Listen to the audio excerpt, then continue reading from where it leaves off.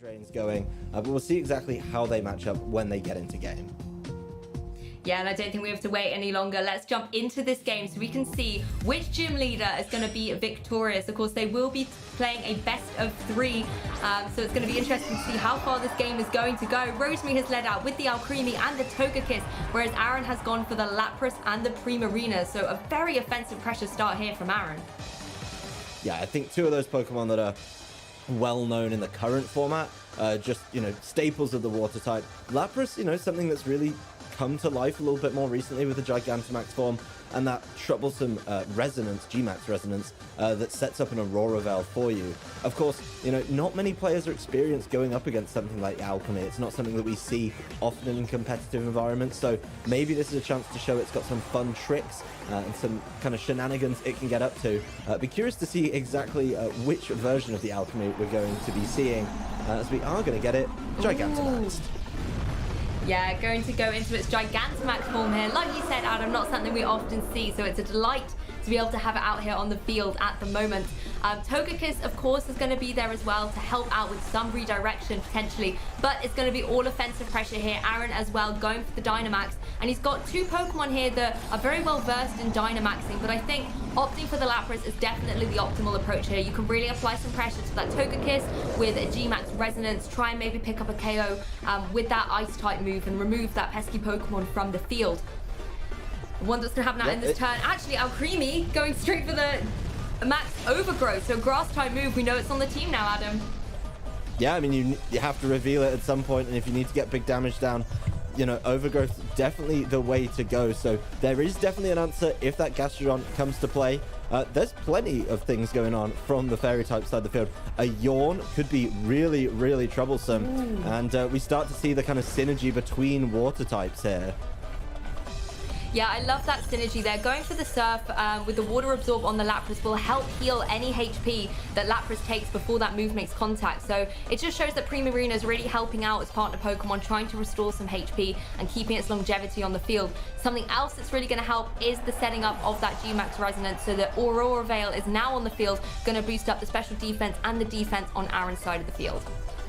Yeah, it's going to be a real issue to take down this Lapras right now, and I think obviously, something like the Yawn is going to try and help out there. What I really like is, the way he's got so many things to keep his Pokemon healthy. He's setting up the Aurora Veil to keep the damage from going down in the first place, and even if it does go down, he can just land a Surf and heal up with Water Absorb. So looking to cause a number of problems just by not letting his Pokemon become unhealthy and very difficult to beat. I mean, this Surf is going to be doing consistent damage. Didn't do too much to the Alcremie, but there might be an opportunity as well now. The Resonance has set up the Aurora Veil to take control of the weather, set up the rain, and allow those Surfs to do even more damage. Well, Sylveon on the field here now going to go for the Helping Hand, going to deal out extra damage from the Alcremie with the Overgrowth. Going to go straight into that Primarina. Not enough to pick up the KO though, really showing the bulk of that Primarina, particularly in the Aurora Veil. Just goes to show how setting that up really can help the longevity of your Pokemon here on the field.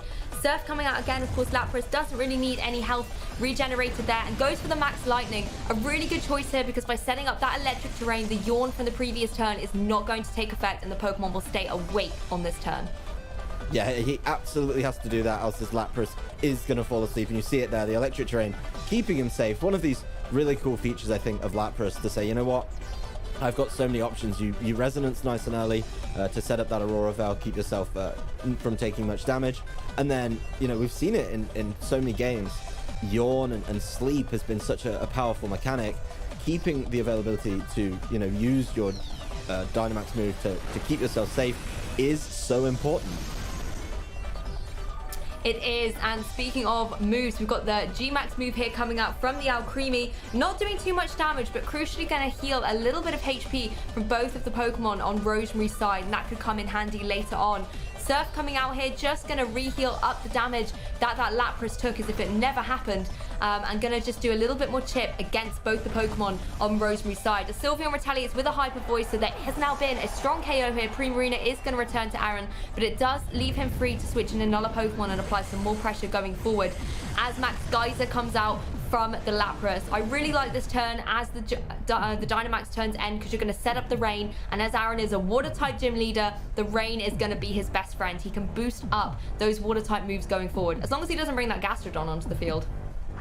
Yeah, and I mean, he's put himself in a really interesting position here, right? He's kind of got control of the terrain, control of the weather now for a very beneficial weather, and Rosemary hasn't been able to answer that in the same way. On the flip side, though, you know, she's kept her Alchemy on the field since the beginning of the game. It's still very, very healthy, considering how many attacks have been heading that way. So it'd be curious to see what it can do now it's out of that Dynamax, or the Gigantamax, indeed, form.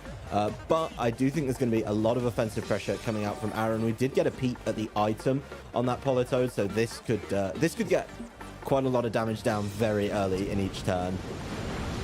Yeah, Politoed, a blast from past that Pokemon, and it's here back in action. Not actually doing enough to pick up the KO against that Sylveon. Will be hit with a Giga Drain, so Alcremie going to be able to regain a little bit of health as well that it took from that Surf. And I think it's interesting that both of our gym leaders here are actually applying a lot of restorative HP moves. You've got things like the Giga Drain, you've got things like the Synergy with Surf, regaining the HP on Lapras. Freeze Dry coming out there from the Lapras, going into the Alcremie for a little bit of chip, but Adam, there's not a lot of damage being dealt out here on the field. I don't think it's as much as you'd like, and I think Lapras has kind of done its job, right? In its Gigantamax turns, it set up terrain and weather. So now it's actually going to leave the field, and Aaron's going to go for kind of that closer play, right? We've already seen that Surf is a common move on his team, and he's going to try and lean into that. You said there wasn't enough damage, and he's going to try and take advantage of Storm Drain with these consistent Surfs. Yeah, once again, Aaron really showing he's the master of synergy here, because water type attacks are redirected round to Gastrodon thanks to its Storm Drain ability, unless they are spread moves. So being able to target all the Pokemon on the field here means Gastrodon's going to get a cheeky special attack boost, and damage will still be dealt in the rain to both of the Pokemon on Rosemary's side. So really great team building here from Aaron. Gastrodon now on the field, able to apply a little bit of threatening power thanks to that boost. Yeah, and I think what's really interesting here is the Alcremie's revealed it has a grass-type move. We now know it's Giga Drain, and the Gastrodon coming in is quite bold there, because the Gastrodon's not exactly a particularly speedy Pokemon. It's going to struggle to deal with those Giga Drains, but it looks like it's just going to keep on trucking and hope they can get a knockout on the Alcremie. The Politoed is afforded the chance to move after a quick attack comes so close. Yeah, quick attack, bring it down to 1 HP, able to get that Surf off. Not enough to pick up the KO against the Alcremie. That is going to go for that Giga Drain into the Gastrodon. Not enough to pick up the KO though. That's not something we often see. Normally a grass type move into a Gastrodon is a clean KO there, but Alcremie not being the offensive powerhouse that it needed to be in this situation. Surf coming out again here, going to target into all the Pokemon. Not very effective against Politoed, but that 1 HP of damage is unfortunately not enough to help it withstand, and it will leave Aaron down to his last 2 Pokemon. Well, Aaron set up himself a fantastic endgame here. He bought in Gastrodon to get a Storm Drain. He knew with the Choice Scarf he'd get another Storm Drain. So even though, you know, he had to worry a little bit about the Giga Drain, it didn't do as much damage as he might have hoped. And now he's got a Gastrodon with 2 Storm Drain boosts, able to just kind of keep on going. The Mimikyu coming in last, a pretty interesting choice, you know, not something we usually see as a closer, and I think there's going to be a lot asked of it on its own to try and get there. Exactly, Mimikyu, it does have its disguise ability to kind of be able to withstand 1 attack, but against 2 Pokemon, you're going to be struggling. So going for the Sword Stance, meaning that if you're able to connect, you're going to deal a really heavy punch, is a wise choice here from Rosemary. The Thunder coming out here, just going to break the disguise and obviously give Mimikyu that little bit of chip as well, to prevent it from potentially holding a Focus Sash and giving it 2 do-overs in a sense. The rain has stopped, but due to the fact that the disguise is broken, both Gastrodon and Lapras can apply some good pressure, and with that synergy from Surf, and there's not really a lot that Mimikyu can do here, other than, okay, maybe go for the Wood Hammer. Yeah, I mean, that turn where Gastrodon kept itself safe, knowing about the potential Wood Hammer from Mimikyu, allowed Mimikyu to set up the Sword Stance, knowing about the disguise. It's going to take a lot of damage in recoil, but this Lapras, you know, probably needs to start looking for a knockout quickly, or else this Mimikyu could seal it up. It is going to hang on through all of that, and the Aurora Veil wears off. Crucially, this super bulky Pokemon in Lapras is a little more threatened. We just saw the Mimikyu move before it, and Wood Hammer to follow up with no Aurora Veil seals up the game. I didn't think Mimikyu could do it, but I was proved so wrong. Oh, I mean, that's what we get for, talking down Mimikyu. Mimikyu will be KO'd at the end of this turn, but it has been victorious for Rosemary. I mean, what an endgame turn there. There were just so many variables. Woodhammer, obviously, a really big offensive move. So important. We'll see if there's any changes. I think Aaron's team selection was pretty much what you'd expect. The synergy was there, but I think the kind of onus is on him to change it up a little bit, especially now he knows that there's a Giga Drain and a Woodhammer available to help deal with some of his threats. Yeah, exactly. Let's see if he makes any changes going into this game too, and if he's able to apply more offensive pressure. Rosemary leading out with the Grimmsnarl and the Togekiss this time, as Politoed and Lapras lead out for Aaron. So I actually really like both of the adjustments on these leads. Bringing the rain straight to the field means that Lapras doesn't have to worry about setting that up with a Max Geyser, or alternatively it can still go for a Max Geyser if it wanted to and get that rain boost. Whereas on Rosemary's side, she has got all the supportive pressure there with the Grimmsnarl. And I think what's quite interesting here, looking at Aaron's menu actually, is he does have Surf on his Lapras as well, which is great if you're next to the Gastrodon. But the problem is here is he's got the rain, he wants to take advantage of it, but he can't surf his own Politoed reliably because it's just going to do it, too much damage. So it's kind of putting Aaron in a strange position, maybe using a move he didn't want to. He does of course have access to Ice type moves to help deal with the Togekiss. But if you leave this Grimmsnarl on the field for too long, it's going to cause some problems. Light Screen is going to be a big issue, especially with this lead. Thunder Waves could be a problem, just spreading around some paralysis as well. So we'll see exactly how she decides to play it out. And this Light Screen is going to, cause Aaron the same problem that he set up for Rosemary in that previous game with the G-Max Resonance. Yeah, you never really know what Grimmsnarl's going to do until it reveals its set, and going for the Light Screen is a really great play there, as a lot of the moves on Aaron's side are, of course, special attack moves. So getting up the Light Screen means you're going to be a little bit more protected from that. A critical hit coming out onto the Lapras, though, going to deal a chunk of damage, and there's no Dynamax in this turn one, unlike in game one, where they both click that Dynamax button straight away. Thunder coming out from the Lapras as well, going into that Togekiss, but not dealing as much damage thanks to that Light Screen. Yeah, I mean, just look how effective the Light Screen was. Togekiss took a Surf in the rain and a Thunder, and it's only just below half. So without the Light Screen, this would have been a very different turn. That said, looking at Aaron's team, it's predominantly special attackers. I mean, it's all special attackers. And, you don't need to worry about setting up a follow-up Reflect. So you can just kind of start spreading around some paralysis with Thunder Wave, or digging into Grimmsnarl's very, very deep supportive move pool and use that with Prankster. So be curious to see how she follows up from a very important Light Screen. And seeing a screen go up, I think Aaron may be looking to sneak in one of his own as well. Yeah, exactly. It's time to jump onto the offensive. You can deal some big damage with G-Max Resonance. We saw how much that did in game one, and even with the screen up, due to the low health on that Togekiss, if it does target into that slot, then it's going to be able to pick up the KO here. Lapras going to be healed up there as, big damage on the Grimmsnarl with the critical hit, removes that from the field, which must be a sigh of release for Aaron. We know how difficult Grimmsnarl can be, like you said, with that Prankster ability, going for things like Thunder Wave, and then the potential paralysis that comes with that. But critical hits all round here. That Togekiss, well known in the normal VGC format for landing critical hits, and gets a double there on Aaron's team. He does, however, manage to get the G-Max Resonance off into the Togekiss, so gets a double KO, putting him in a really strong position, and with these screens up, he's looking strong going into these next couple of turns.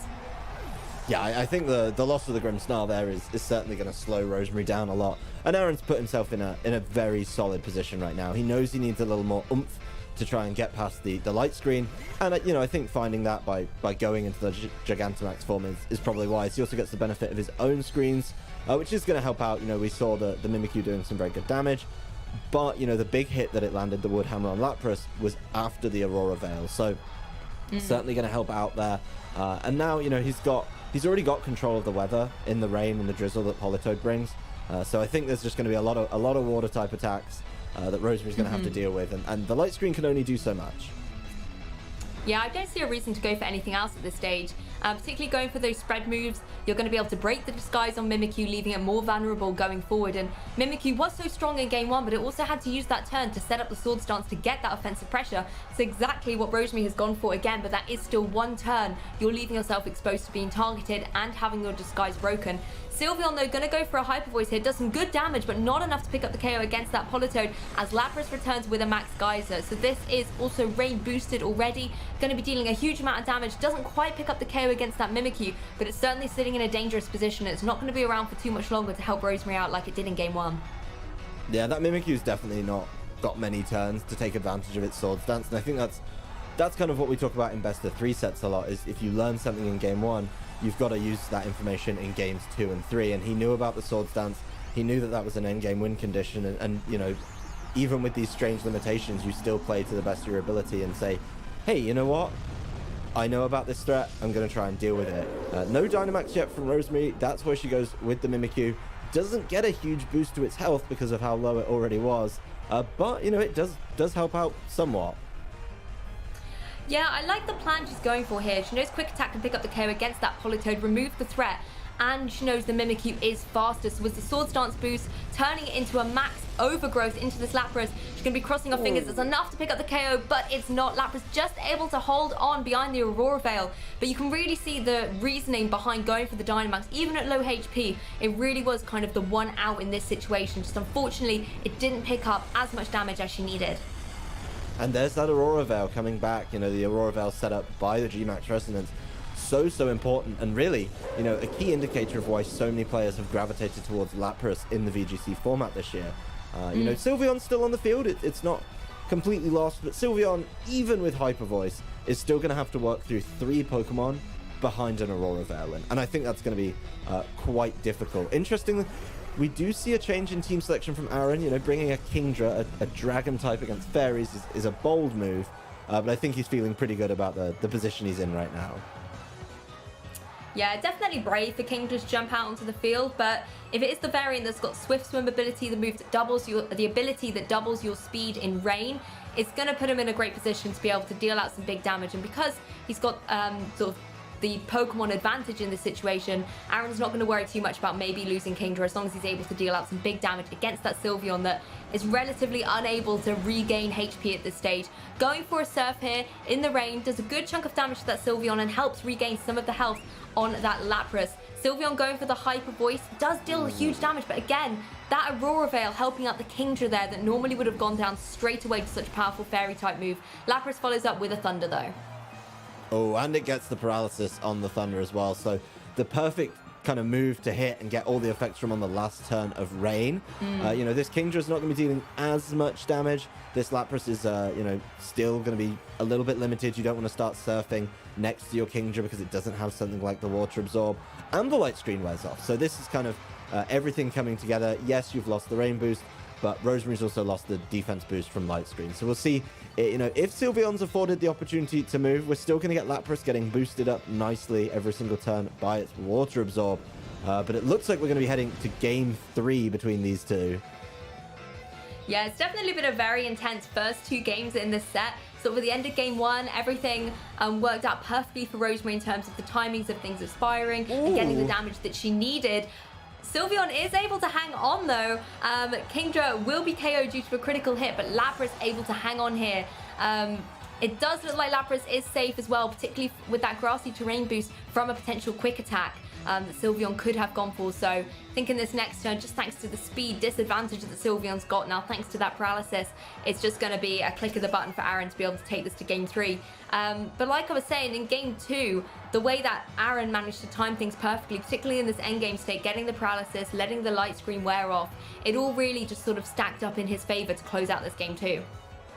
Yeah, and I mean, quite interesting to note that Sylveon took those hits surprisingly well by actually sticking around. Could be a kind of interesting piece of information to talk about in how it's trained and how well it can deal with hits. But overall, you know, Aaron gets there in the end, pushes us to game 3, and I'm pretty excited for that one. I think both trainers have shown off cool different parts of their strategies, so I'll be curious to see how they manage. So I liked it, even though it didn't win the game. I think there's definitely a way to see it go. Curious to see Aaron leave the Gastrodon back in game number 2 as well. I wonder if he brings that back, you know, because it did work for him in game 1, even though he knows about the threat of the grass type moves. You know, he either has to put that in, he has to put the Kingdra in, which isn't going to fare well against Fairies, or he has to bring the Rotom Wash, which we haven't seen yet. Oh, I'd love to see a bit of Rotom Wash, but to be honest, let's see in game 3 who's going to be victorious. Is it going to be Water type or is it going to be Fairy type? It's game 3 here in the set against our two gym leader commentators. And on Rosemary's side, she's changing it up again. We've got Whimsicott and Alcremie. And there it is on Aaron's side. It's the Rotom Wash and the Lapras. So an iconic Pokemon choice here for Aaron that can apply some good pressure. But Rosemary has the option to set some speed up as well and do some tricksy things of her own with potential taunts from that Whimsicott shutting down moves from the Rotom. So it's going to be interesting to see what they lock into here. Yeah, and you see Aaron actually kind of bouncing through the menus, definitely mulling over his moves a little bit. We are going to get a kind of traditional start, I guess, from this team. Get your Lapras into the Gigantamax form early, get your G-Max Resonance down, and get your Aurora Veil into play. That really worked for him in both games. It's helped out so much. So no real shock there, but it'd be curious to see what this Rotom does in the face of these two. It's not the usual kind of Pokemon that you want Rotom to be facing down, but Whimsicott looks like it's got a bit of an answer to any defensive boost that Aaron sets up. Yeah, Whimsicott doesn't look too happy that it's in this game 3. Goes for the fake tears into the Rotom. Going to be hit by the Giga Drain there on the Alcremie. So again, showing this tight synergy going on here from Rosemary's team, doubling up into that slot, but it's not enough to pick up the KO. Does activate the berry though, so Rotom's not going to have that going forward as it goes for a Thunderbolt into the Whimsicott, breaking a potential Focus Sash. That's going to make Whimsicott easier to get rid of if the Lapras has doubled up into that slot. Yes, it has with the G-Max Resonance. So removing that Prankster Pokemon from the field is going to give Aaron less of a headache facing down this team. But that fake tears on the Rotom could have been so critical there. Oh yeah, I mean, if that Fake Tears and Giga Drain combo had got the knockout, we could have been looking at a slightly different game. But now, I think Aaron's put himself in a very strong position. You know, Rosemary's already lost one of her best supportive Pokemon. But, you know, we look back at what happened in Game 1, that Alcremie actually bought so much time by being, I think, bulkier than a lot of people think about. You know, it looks pretty unassuming. But hey, it's taking hits and it's recovering health. That's really important. So, Aaron's kind of got a bit of an ask on his hands to wear through that. And the issue here is if you focus the Alcremie, you're leaving Sylveon to do really big spread damage with its Hyper Voice. So definitely some tougher decisions, I think, for Aaron in this one. Even though he's in a solid position, I think this game could turn very, very quickly. Yes, and although Rosemary has lost the Whimsicott, that could really help out by using Fake Tears to reduce the special defense of the Pokemon before you attack it with a special type move. The Sylveon on the field can help out in the same way, using that helping hand and boosting the damage, but Alcremie able to dodge out of the way of a Hydro Pump there, and Rotom is KO'd in return, so Rotom gonna be leaving the field. That signature Pokemon there for Aaron, sadly not being as victorious as he would have liked, as a Max Geyser comes out from the Lapras, going into the Alcremie for a decent chunk of damage. When it's not in its Gigantamax form, Alcremie does obviously take bigger damage from these moves, and it's just putting Rosemary in a position where if she did want to Gigantamax the Alcremie, she needs to do it soon before it takes any more damage. Well, we've got to talk about it. Aaron and his Rotom Wash missing moves. Is there a more iconic duo in VGC? I didn't want to bring it up, but that miss, I had to do it. I'm sorry, Aaron. But that miss, you know, that's a lot of damage going down that he probably could have been benefiting from. So, you know, losing it there, pretty interesting considering it wasn't really Rosemary's focus in the turn. The Giga Drain heading towards the Lapras instead. But, you know, she's not in a bad position, and this Alcremie is going to try and deal as much damage with the assistance of the Helping Hand from the Sylveon. It's getting good chunks down, but again, we see the Aurora Veil really coming into play, and both of Aaron's Pokemon looking so healthy with Aurora Veil, Water Absorb landing. It's going to become a bit of a problem, and he's free to fire back some really big damage. This is the thing, Alcremie going for the Helping Hand boosted Giga Drain. It helps regain some health and allows Alcremie to have that longevity on the field, but at the same time with Sylveon, it is a really powerful Pokemon, but while it's going for Helping Hand, it's not dealing out damage. And I know Aurora Veil's up, so you maybe want to focus trying to do maximum damage with one Pokemon, but I think at this stage, the fact that you can deal big damage with Hyper Voice, it's a spread move, you can potentially get some critical hits as well, as we saw it get in previous games in the set. This could be the option for Rosemary to just start piling on the offensive. Aaron is certainly doing that, goes for another Surf here with the Politoed, gonna heal the Lapras right back up to full as well. You know, such a bulky Pokemon at full HP is gonna be a bit of a challenge for Rosemary to counteract. Picks up the KO against the Alcremie. Now Sylveon can retaliate with some decent damage from this Hyper Voice, but will it get the KO against the Politoed? No, not even close. Yeah, now this Aurora Veil has just caused so many problems in this game. I mean, Rosemary's had good opportunities. Giga Drain's doing a lot of damage. Obviously, Fake Tears and Giga Drain's following that up as well. But the Aurora Veil being kind of unmatched means Aaron's always getting more damage down and healing up so much as well with this Water Absorb. This Lapras still so healthy. That said, we did see the Mimikyu kind of swing it back around in game number 1, so it's at full health right now. We talked about it a little bit between games. We'll see exactly how Rosemary decides to play it. She hasn't used her Dynamax yet this game. Exactly, she hasn't, so it could be the opportunity to get Mimikyu into that Dynamax form. Yes, you might have to sacrifice the Swords Dance, but you're going to get that boosted HP and you can apply some big pressure with Max Overgrowth. And of course, once you do one Max Overgrowth, the grassy terrain is out on the field, so then you're going to be boosted going forward in those turns. So the sooner you get up on the field, the sooner you can deal out even more damage against these Water-type Pokemon, and that really is where the Mimikyu needs to be looking. It does, of course, get this one free pass with its Disguise ability, able to take one hit of damage, so this could be the optimal turn to go for that Swords Dance, but then you're risking the follow-up damage from the Lapras as well. No offensive pressure here coming out from the Sylveon. I thought potentially maybe going for a quick attack just to deal some damage out on that Politoed, but instead going to return straight to its Pokeball and leave Mimikyu once again on the field, going for a Swords Dance and basically being the fairy hero here for Rosemary. Do you think that Mimikyu's going to be able to do it?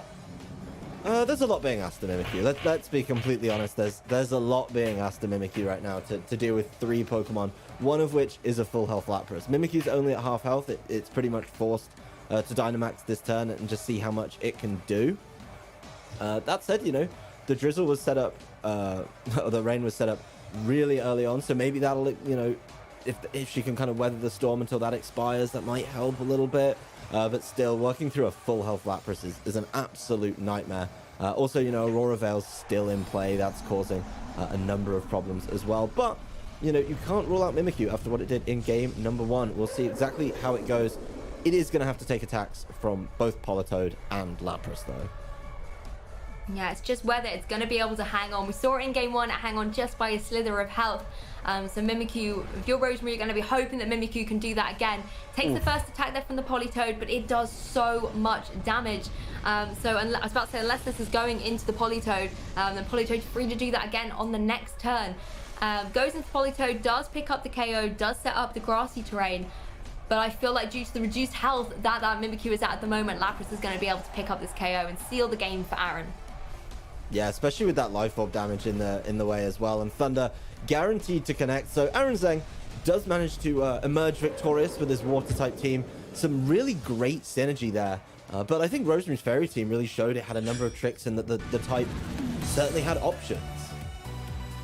Yeah, it certainly did, and she had loads of great synergy in the team as well, where you've got your support